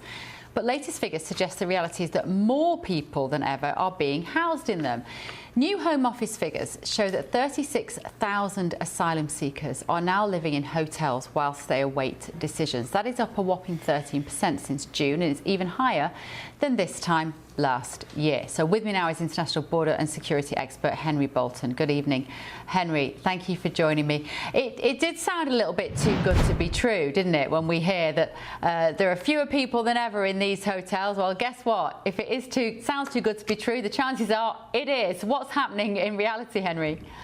Well, indeed. Well, first of all, I welcome, and I think most people do, that there's been a significant drop in the net immigration into the UK. That's good news. The government is already, subtly, there's not making too much noise about it, but trying to sort of say, look, aren't we clever? But it's not this government that's caused this. It was the previous government under the Conservative Party. James Cleverly as the Home Secretary, Robert Jenrick as the Immigration Minister, who pushed through changes to the visa regime for workers and students. Sort of raising the bar, if you like, for qualification for visas and reducing the number of dependents that students and people like care workers from abroad could bring in. So that really is the bulk of the drop in the immigration, because that's removed a huge incentive for people from outside the European Union to come to the UK. The other thing is that we've lost 109,000 Brits. Which, it's 109,000 British people who've decided that the economic situation under the present Chancellor is such that they want to leave. And they've taken a great deal of money with them. And it says something for the morale of the country under the present government. So it's not, that's not good news. As you quite rightly say, Bev, about the asylum claims. I mean, look, asylum claims are now over 110,000. As you say, over 36,000 still in the hotels. The government's promised to take them out of hotels, but actually that number's been going up over the last 3 months. We've got, and indeed we've got record numbers of asylum claims at the moment. So to sum it all up, yes, there's good news. The bulk of that good news comes from the policies that were enacted by the previous government, not this one. And the bad news is stuff that the present government has failed to address. So there's no credit whatsoever for the present government. Yeah, it's a very depressing state of affairs, Henry. Now, I'll bring my panel in here as well, because I think the UK-US comparison is just so interesting that we've got a president here who has shut off that southern border, so that illegal migration is literally down to zero. And when even the president himself talks about it, even he says he's surprised. He says, I say to him, that can't be accurate. And they say, it is. It's literally down to zero. But we were just chatting, weren't we, panel, in the break there, about what does happen to people who arrive in the US and want to claim asylum. Angelina, just explain to us a little bit from your knowledge, where are these people and how are they accommodated here in America? Well, we have a bunch of facilities spread throughout America, depending on where people come in through to the border. We did have hotels. We used to have hotels. A lot of those hotels have been shut down. Nowadays, more community centers or shelters that are funded by the federal government. We also have detainee centers such as Alligator Alcatraz, which is a detention center in Florida for migrants while they're waiting to hear their cases. It's not anything like, though, Thomas, the situation that we have and the amount of money that it's costing the British taxpayer, is it particularly now since Trump came into office in January? No, it's totally different, and I think the sort of starkest difference is the way that we talk about this. Why in the UK do we call them asylum seekers when in the US they are called illegals? Because what they have done is entered the country illegally. If you're an asylum seeker, you should technically stay in your country that you're in danger, having danger with, and apply for asylum, and there's systems that go to the British Embassy, they can help you. Don't enter the country illegally. And also, a lot of these people, they've come through France. Why not stay in France? It's a safe country. So I think in the US, these people are referred to as illegal aliens, and I think you see that in the way they're treated. They get taken to detainment centres. In the UK, it seems to be like, come on in, here's a credit card and a phone, and here's a hotel for you. It's a completely different, it's actually a completely mad way of handling this. And the thing is, Henry, we've always been a very welcoming country. We've always been a very wealthy country, and we were able to accommodate people in need. And I, for one, still occasionally we do see the women and the children and coming from awful places where they are oppressed and raped, and they have no education for girls. And part of me thinks we still have an obligation in the UK to give some refuge to some people, but this is off the scale now. Do we think, Henry, we're at a tipping point where the British public have just had enough because they look at the queues in the hospitals and the GP surgeries and it doesn't feel fair? Yeah, undoubtedly. You sort of allude to an important point. The cost isn't simply the money that comes out of the Chancellor, the Exchequer, the Treasury. It's also the cost in terms of burden to public services, to the housing and accommodation and so on and so forth, and to the rule of law, because we know now that there's a sort of rule of law implication with these people coming over. But I think you're absolutely right, and sorry, I don't know the names of your panelists, but Thomas and Angelina.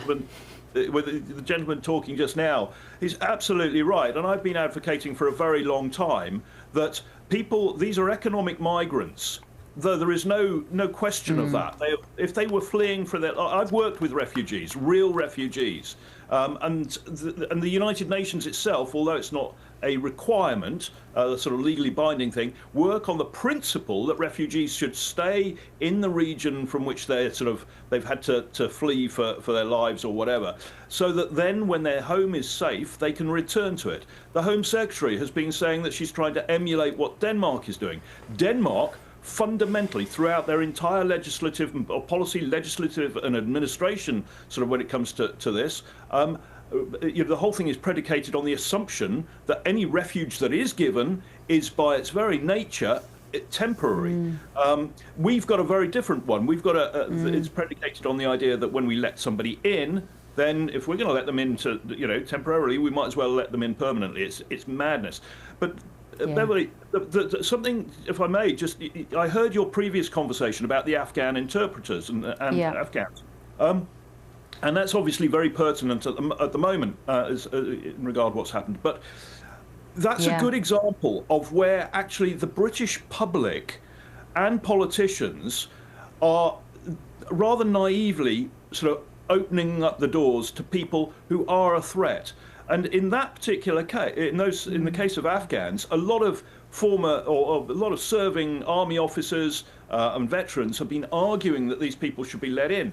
I spent 27 months in Helmand with the United States Marine Corps, and I argued as loudly as I could that we should not let these people in, because I was in a position to know that a lot of these individuals that were working for coalition forces were passing intelligence to the Taliban. Now that's first-hand knowledge, because I was handling some of those issues. So we as a nation still have a long way to go to build a realistic picture of these people and the cultural differences, because that's another pressure. So I think we're down to 209,000 now. I suspect, as I say, because the British government at the moment is not bringing in any effective new policies, I suspect that figure will probably level out somewhat around now. It might dip a little bit more, but level out. What we really need is we need to bring that down, I would say, to about 50,000. And so there's still a long way to go yet. Yeah, and people will say, well, therein lies no growth in your economy, Henry Bolton. But actually, if there's one thing America is proving at the moment, they're reducing. This is going to be the first year of net zero migration in America, whilst the economy is growing, which puts paid to the myth that you need lots of migration in order to keep the economy growing. Henry Bolton, so good to see you. Thank you so much for staying up and joining us here on The Late Show Live. Just to let you know, reacting to these latest figures, Home Secretary Shabana Mahmood admitted that the pace and scale of migration has placed immense pressure on local communities, adding, "My reforms to our migration system will ensure that those who come here must contribute and put in more than they take out." OK, we're going to have a look at the front pages of tomorrow's newspapers now with former Conservative advisor Charlie Rowley, who is staying in the studio in London for us this evening. Charlie, thank you so much for joining us. Now, where should we start? Should we go through the papers, or shall we just pick a front page that you like the look of? Charlie, what about the front page of the Daily Mail? The brain drain from Starmer's socialist chaos. What's going on here? Well, you're absolutely right, Bev. And we were told at this budget that was announced by Rachel Reeves only yesterday here in the UK, it was going to be a Labour budget. And a Labour budget it was, one that increased taxes, increased spending, increased the welfare payments without any kind of reform to the system, which made working people, something that this Labour government said they were never going to tax working people, they're never going to increase tax on working people. They have now had to pick up the bill to pay for welfare on the backs of people who don't work or choose not to work. So welfare payments at the end of this Parliament, so by 2029, 2030, it will be £400 billion of welfare spending. That is the amount that this UK government borrowed to deal with a global pandemic. And we can have all kinds of conversations about that, I know. But the idea that welfare in the UK, without any kind of reform at all, is reaching that kind of figure, it's no wonder that there's a brain drain from this country, where people are getting up and they're moving out because they feel that there are sunlit uplands elsewhere outside of the UK where they can get a better job, where they can work, where they're taxed less, where there's low crime, where there is a future. And that is such a real shame that there are so many people that are leaving this country because they don't think the UK works for them anymore. And that's what the front page... Yeah, it really is. It really is sad, Charlie, and in fact, my panel are perfect to bring into this, especially you, Thomas, because you are one of those smart, ambitious, British people who is living here in America. Why are you here when you could be at home? The brain drain, I don't know. Yeah. That's a big, bold statement. But you're right, I did. I left. I've been in the US for 5 years, and it has been fantastic. And now all of my friends are looking to either come here, come to Australia, they're looking at New Zealand, because the UK, not only is it just a disaster right now, it's bad for young people. The young people are really struggling, and once again, this has been a budget that has been, for some reason, all about pensioners. It's about, you know, oh, they get this, they get that. There's been nothing in that for young people. So I think the young people are rightly saying, well, you know, screw this place, let's get out of here, and let's go to places that we should be, we're wanted, you know. Well, the very young who are on lowest wage would say, well, the minimum wage has increased, that will help them. But it feels like the people who haven't been accommodated, Charlie, are those who are a bit older than maybe being on minimum wage, not the 18, 90s, 20s, whatever, might still be studying and have a job on the side. It's the people who are mid-20s, I would say, to maybe mid-30s, possibly even 40s, still in that ambitious stage of life where they want to be pushing forward and they want to be building things and entrepreneurial. Those are the people that unfortunately are being neglected in this budget. Angelina, as somebody that fits into that bracket in terms of age, but also being entrepreneurial and ambitious, why are you here in America? What is it about being here that would facilitate the drive of someone like you? Look, I am an American, but I have been to the UK a lot, and I've spoken with young people in bars and pubs, as you call them, and I noticed that the wages in the UK are actually significantly lower compared to the US, but the cost of living is almost equivalent. Now, some complaints that people in my wage bracket and people who are from the younger generation who come out of academics and they pay all this money for their college tuition, and they get degrees, and they come out looking for professional jobs, salary wages are not increasing. So politicians are often giving, increases to the lowest level, the blue collar workers, but they're not looking at that middle class of salaried employees who are making between $50,000 or $45,000 to $100,000 a year. Now, this group of people are taxed at the same rate of people who are making $200,000 a year. And I can speak for DC, of course, I can't speak for the UK, but that's a huge problem when you're this middle class of people. We are getting paid more compared to the UK, and I am here, and this is where my opportunities are in Washington D.C. But we still have that problem where both the Democrats and the Republicans are often ignoring this class of people. They're looking at the upper class, the lower class. Donald Trump, he did no tax on tips for people making under 25K. That's the lowest class. He's also done significant tax cuts for the wealthy, right? So we still have this middle group of people who are being taxed high, who feel like they're being drained economically. Yeah. I think we should finish on a slightly lighter note, guys, as we come to the end of the show. It is Thanksgiving here. We did have champagne on ice, and obviously, given the context of what's been happening in DC, it felt inappropriate. But I think we can afford just a few minutes just to talk about what Thanksgiving is here in America. Angelina, why is it so important? And I have to say, I've become rather a fan. I love the idea of a non-religious ceremony that everybody celebrates just to be grateful. Why is it important here, Angelina? Thanksgiving think exactly what you said, to echo that, Bev. It is not a religious holiday. We don't have all religious people celebrating Christmas, where Christmas is such a national holiday. But you don't have, it's not inclusive of all religions, where Thanksgiving is an American holiday. It's rooted in American tradition. It's about Americanism. And it's a time not necessarily about gifts, where a lot of people say and critique that Christmas has become so superficial and about gifts and consumption, where Thanksgiving is focused in family values, the family coming together, the family cooking together.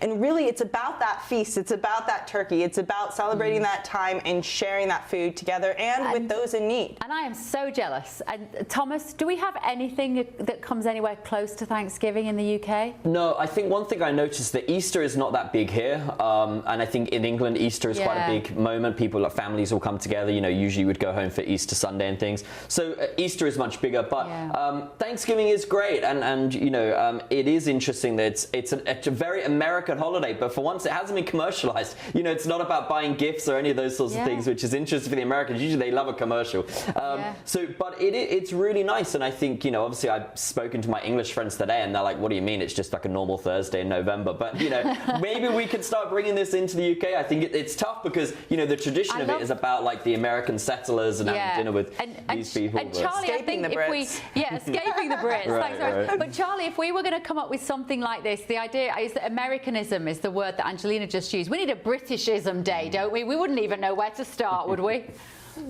No, we wouldn't. I mean, people complain here if you raise St George's flag or a Union flag. That causes controversy, and I don't know why. You know, that's celebrating the UK. That's patriotism to a T. But you're absolutely right. I think with so much bad news in the UK, whether it's crime going up, taxes going up, as we just talked about in this budget, where there's no growth, where there doesn't seem to be futures for young people, where businesses are going to be laying off young workers, let alone not employing another young person because they can't afford to take a young person on to start their journey in life. We've got to have things to be thankful for, and I'm just thankful for this programme and GB News to be able to talk to both America and UK to bring us together and to make sure that we're articulating Western values and doing the right thing, which makes the West great again. You're such a smoothie. You are a smoothie, Charlie Rowley. And I think if we were going to start a British version of Thanksgiving, we'd have to eat what? Roast beef and Yorkshire puddings. Quite right. Eton mess. Charlie, we'd be drinking English sparkling wine, maybe. And I love the fact that it's on a Thursday, because you get a really lovely long weekend, don't you? Washington, D.C. is just deserted today, and everyone has gone away, and then they'll have, apart from people like you who've stayed here to work with us, and for that do we you know are what very they call yesterday, the Wednesday? It's called Blackout Wednesday, because all the people go back to their hometowns and go to their local bars that they've not been to in 10 years, and then they all black out, and then they go and eat all of their food on a Thursday. So Blackout Wednesday is a good one. And then tomorrow is also Black Friday, so they have kind of found a way to commercialize it where all the big sales come out on Black Friday. So. Okay, yes, I did wonder, I saw that. That's right. Is that always on the Friday after Thanksgiving? Yeah, always on the Friday after. People will stampede over people. There's been crimes reported, just people excited to get the deals. So amazing. Black Friday. Right, Charlie Rowley, so lovely to see you. Thank you all for joining me at home, Angelina and Thomas. Ben Leo is back tomorrow night, midnight. I'll see you.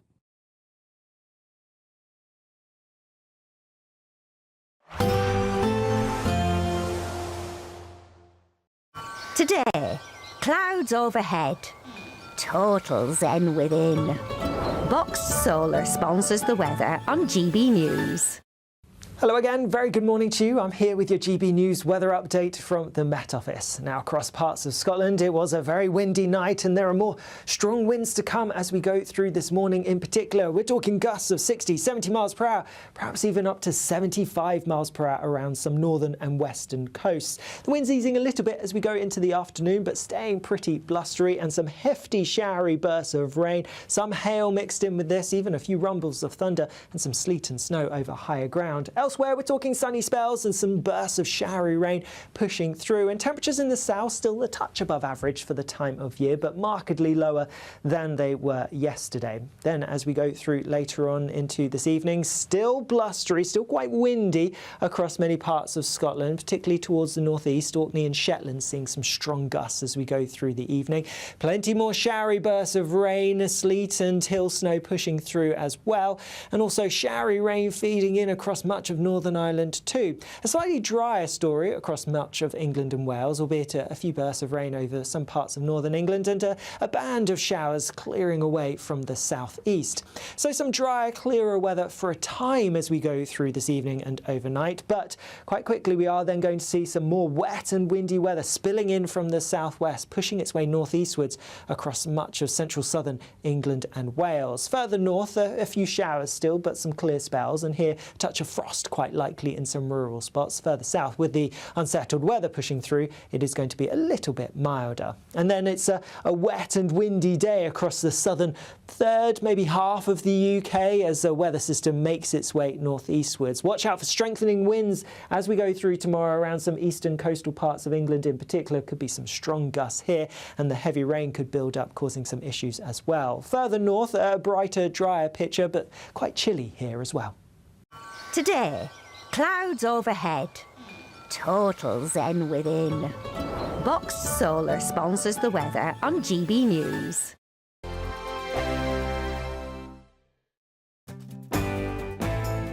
I'm Andrew Pearce. This is GB News, the People's Channel, Britain's news channel. Westminster's full of talk, but out here, it's the real world. Am I allowed to talk then? No, that's it.